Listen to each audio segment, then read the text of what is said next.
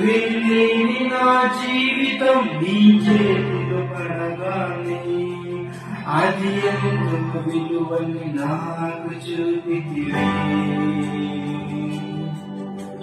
జీవమే లేని నాలోని జీవము నింపుటకు నీ జీవితాన్ని ధారపోసితివే.